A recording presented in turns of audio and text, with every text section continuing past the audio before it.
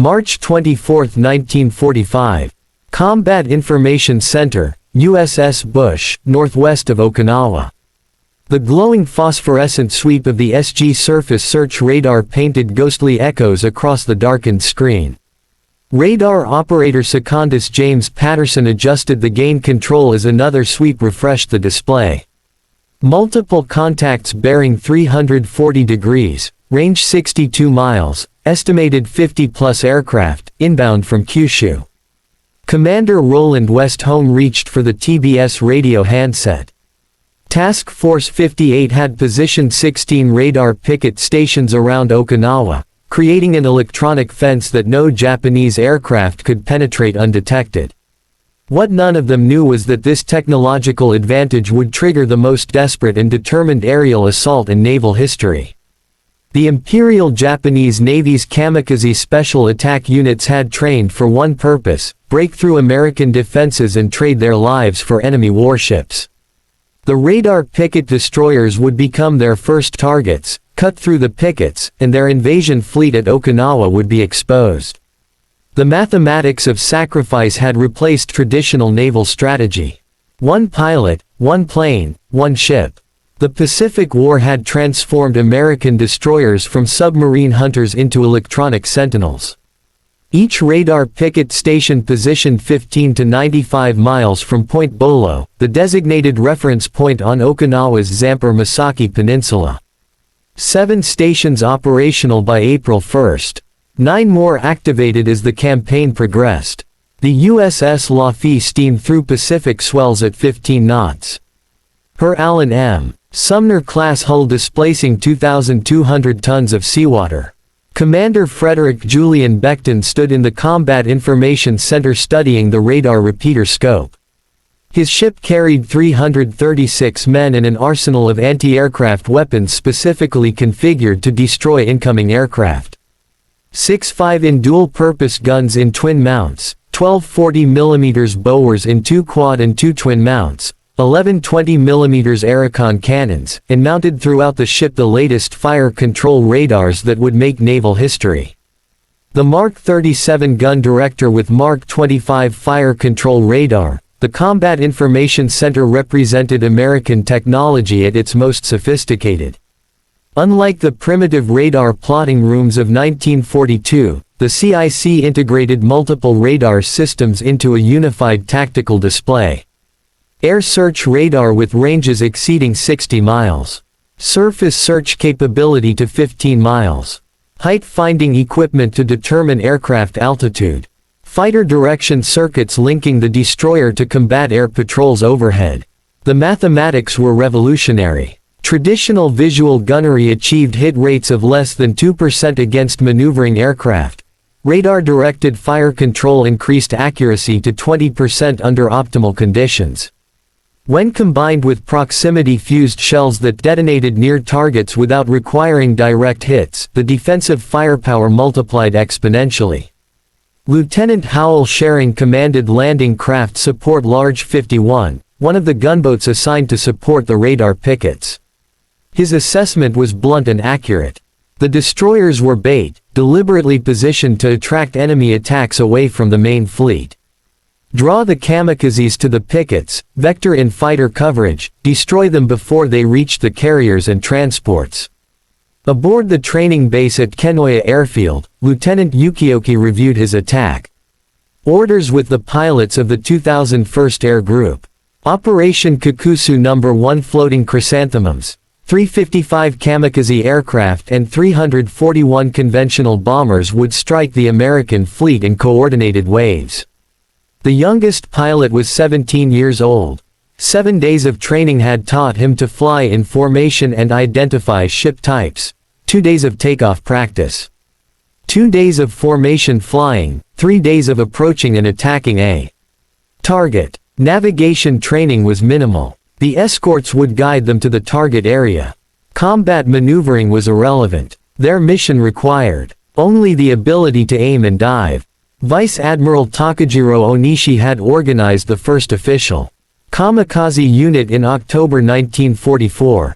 Lieutenant Yukioki had led the first successful attack, sinking USS Street. Low on October 25, 1944. Transforming suicide attacks from spontaneous acts into systematic strategy. The pilots understood American radar capabilities better than most Japanese commanders realized. The destroyers positioned around Okinawa were not just early warning stations. They controlled fighter aircraft that could intercept attacking formations 50 miles from the fleet, but the radar pickets had a critical vulnerability. Operating in isolation 30 to 60 miles from mutual support, they could not concentrate defensive firepower. A determined mass attack could overwhelm individual destroyers before help arrived. The mathematics of the tokko were simple and brutal. If 1 in 6 kamikaze aircraft hit their targets, the exchange rate favored Japan. 1 pilot and 1 obsolete aircraft for hundreds of American sailors and $1 million warship. The American ships formed their defensive perimeter as dawn approached on April 6, 1945. Each picket station maintained a 5,000-yard patrol radius. Destroyer at the center, 2 to 4 support craft in diamond formation, speed 15 knots, course reversed every 30 minutes to complicate submarine targeting. The new radar systems transformed naval warfare into an electronic battlefield. SC-2 air search radar sweeping the skies every 4 seconds. SG surface search maintaining continuous coverage of the ocean surface. Mark 12 and Mark 22 fire control radars locked onto individual targets for precision gunnery. SP height F finding radar calculating aircraft altitudes for fighter interception. Combat Air Patrol maintained continuous coverage but the distances were vast. 2 F-6F Hellcats or F-4U Corsairs per station during daylight hours. Response time from the carriers to the outer picket stations 20 to 30 minutes under optimal conditions. Those minutes would determine survival. At 03:00 on April 6, radar operators across the picket line detected the first wave of Kikusui. Number 1, multiple raids approaching from the northwest. The tactical plot showed over 100 contacts converging on the radar picket stations. Fighter Direction Officer Lieutenant Frank Adams vetoed his cap to intercept 2 Corsairs against 30-plus kamikazes. The mathematics were impossible. The kamikaze formation had already begun their descent toward wave top height using the radar horizon to mask their final approach.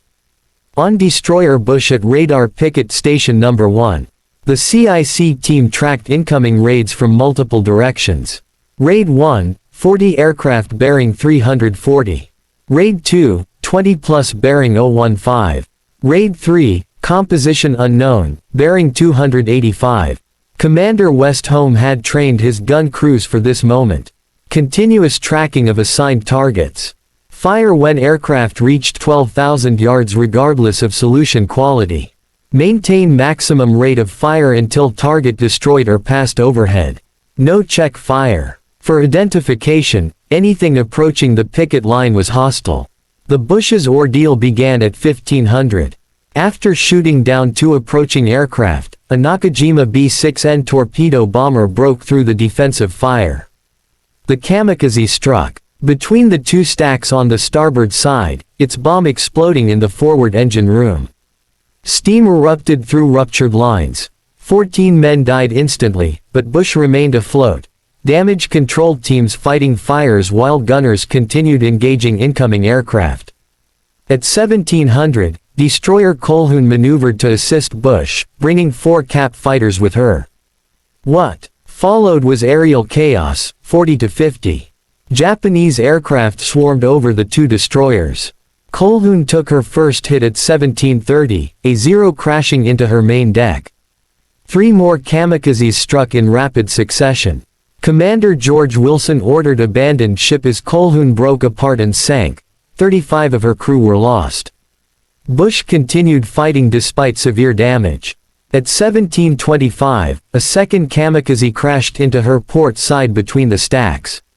The explosion nearly severed the ship. At 1745, a third kamikaze struck the port side above the main deck. Ammunition began exploding. Fires spread beyond control. At 1830, Bush rolled over and sank. 87 of her 307-man crew were lost, including members of Commander James Willis's staff, who had been aboard as Commander Destroyer Division 48. The survivors spent up to 10 hours in the water before rescue. LCSL-64 was first on scene at 2,130, pulling exhausted men from oil-covered waters while under threat of continued air attack. The mathematics of April 6 were staggering. In one day, kamikazes sank destroyers Bush, Colquhoun, and Emmons, plus destroyer Minesweeper. Emmons and 2 ammunition ships, 10 other ships damaged, but the radar pickets had fulfilled their mission. The main fleet at Higashi Anchorage remained largely untouched. The destroyers had absorbed the fury meant for the invasion force. USS Laffey arrived at Radar Picket Station No. 1 on April 15, 1945, relieving Destroyer J.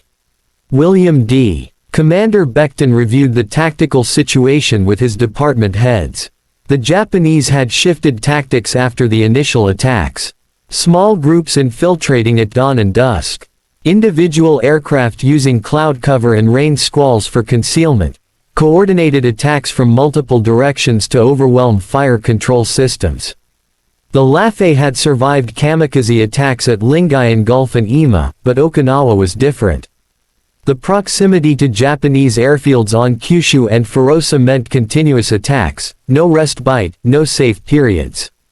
General quarters from dawn to dusk and often through the night. On April 16, the situation developed exactly as Becton had anticipated. 0727 radar contact, single aircraft bearing 020, range 11 miles. The VAL approached at wave top. Height using the morning sun for concealment. Becton ordered hard right, rudder and flank speed. The destroyer heeled sharply as she accelerated past 30 knots. The VAL pilot adjusted his approach angle, aiming for the bridge. Range 2,000 yards, all starboard guns firing. The aircraft absorbed dozens of hits, but kept coming. At 500 yards, a 5-inch shell detonated directly beneath the VAL. The explosion tore off the left wing and sent the fuselage cartwheeling into the sea 50 yards from Laffey's hull. But this was only the beginning. At 0800, CIC reported multiple raids converging on Station 1. Estimated 50 aircraft in separate groups. Cappy engaging but heavily outnumbered. What followed was 80 minutes of the most intense combat in destroyer history. 22 kamikaze aircraft would attack Laffey individually and in groups. The first 8 were destroyed by devastatingly accurate gunfire. The gun crews had developed a rhythm track approaching aircraft. Concentrate fire from multiple mounts. Maintain continuous fire regardless of hits observed. Switch to new target immediately upon splash. No celebration, no pause. The next aircraft was always seconds away. At 0827, the 9th kamikaze overwhelmed the defensive fire. A Yokosuka D-4Y Judy approaching from astern where fewer guns could bear. Despite taking multiple 40mm and 20mm hits, the aircraft struck gun mount 53, the after 5 in mount.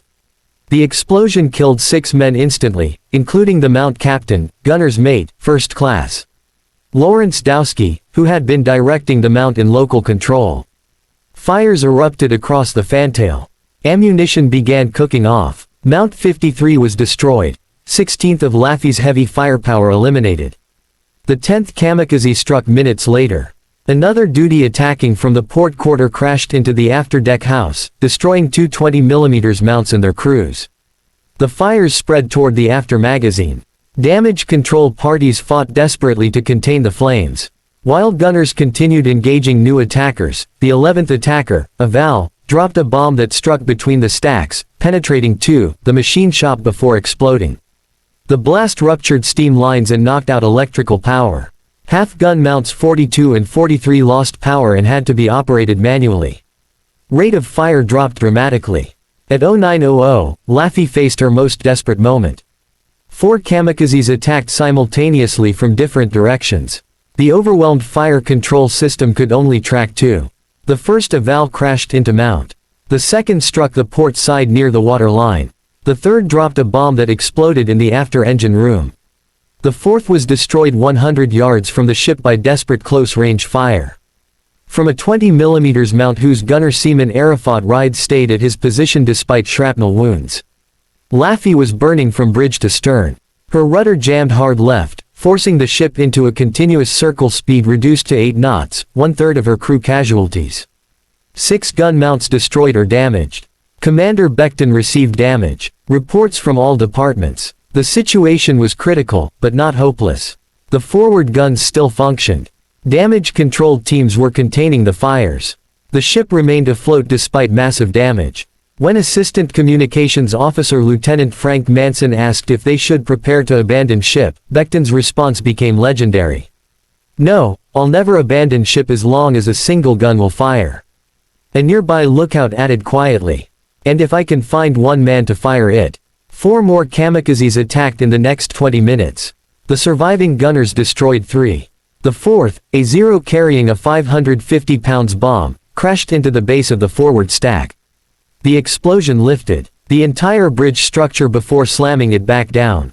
Every man in CIC was knocked unconscious momentarily. When they recovered, thick smoke filled the compartment. Radar scopes flickered and died.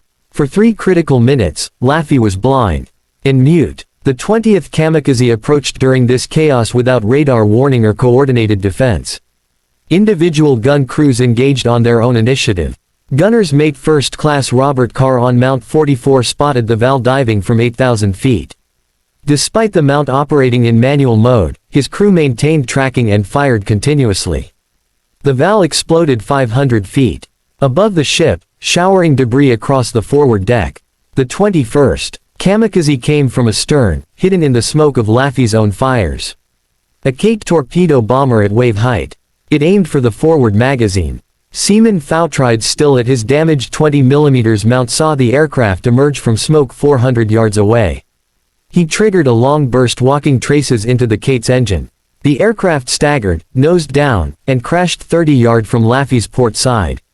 The explosion drenched the burning destroyer with sea otter that helped suppress fires. The 22nd and final kamikaze approached at 0947. By now, Laffey had been under continuous attack for 80 minutes. The crew exhausted, ammunition running low, defensive firepower reduced by 70%. But LCS L-51 had been fighting alongside LF throughout. Lieutenant Schering ordered maximum speed and positioned his gunboat between the kamikaze and the destroyer. The Val pilot had seconds to choose. Continue toward the valuable destroyer or accept the lesser target. He chose Laffey. The kamikaze passed 50 feet over LCS L-51, its fixed landing gear nearly striking the gunboat's mast. Schering's gunners poured fire into the aircraft's belly. The Val began trailing smoke, then flame. It crashed into the sea 100 yards from Laffey. The battle was over. Laffey had survived 22 kamikaze attacks in 80 minutes. Hit by 6 aircraft and 4 bombs, 32 killed, 71 wounded. But she remained afloat. Her survival seemed impossible. But the mathematics told the real story. Laffey's gunners had fired over 8,000 rounds of ammunition. They destroyed 9 kamikazes with a direct gunfire and damaged 4 others severely enough that they missed or crashed short. The fire control radar had maintained tracking solutions despite battle damage. The proximity fuses had multiplied defensive effectiveness. The Combat Information Center had coordinated the defense. Even when partially disabled, technology and training had prevailed over sacrifice. The radar Picket system at Okinawa represented a fundamental shift in naval warfare. For the first time in history, electronic detection and fire control had become more important than armor or speed. The destroyers stationed around Okinawa were not just scouts. They were command and control platforms managing a 3-dimensional battle space that extended 60 miles horizontally and 30,000 feet vertically. Fighter direction teams embarked on the Picket destroyers revolutionized air defense. During the Okinawa campaign, they controlled over 5,000 fighter interceptions, resulting in the destruction of approximately 1,900 enemy aircraft before they reached attack positions. The radar had seen what human eyes could not track, what human minds could not process. Guided weapons, too, targets in darkness, weather, and smoke. But the human cost was staggering.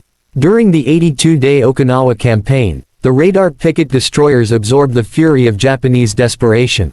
15 destroyers and destroyer minesweepers sunk on radar picket duty, 45 damaged, over 4,900 sailors killed or wounded on the picket stations alone. The destroyers had fulfilled their mission as electronic sentinels and magnets for enemy attacks. They had protected the main fleet by sacrificing themselves. On May 4, kamikaze attacks sank destroyers Morrison and Luce at radar picket station number 1. Morrison went down in minutes after being hit by 4 aircraft in rapid succession. 152 of her 331-man crew were lost. The destroyer's radar had tracked the incoming raids perfectly. Her guns had fired continuously. Her fire control had been exemplary. But when 40 aircraft attack a single destroyer, mathematics become destiny. Captain Rikihei Inguchi, who had helped develop kamikaze tactics, would write after the war about the radar picket battles. The American destroyers fought with incredible courage. Their radar gave them advantages we had not anticipated. They could see our aircraft forming up over our own airfields. They tracked us across hundreds of miles of ocean. Their fire control was devastating in its accuracy.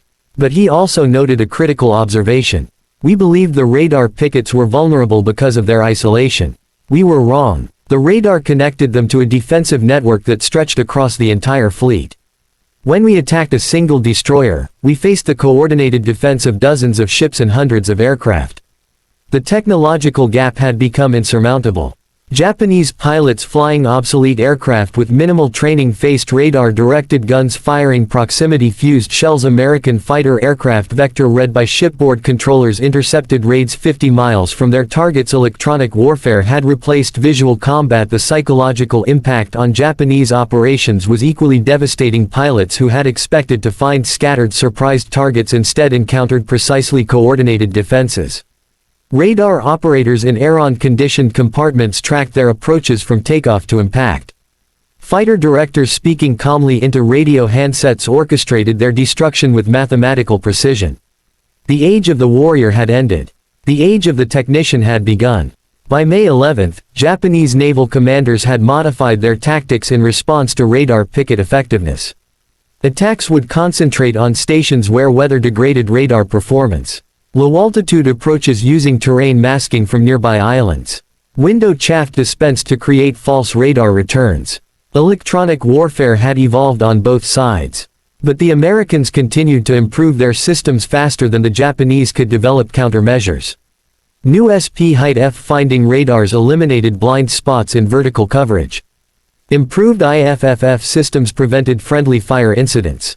Data links between ships allowed coordinated defense of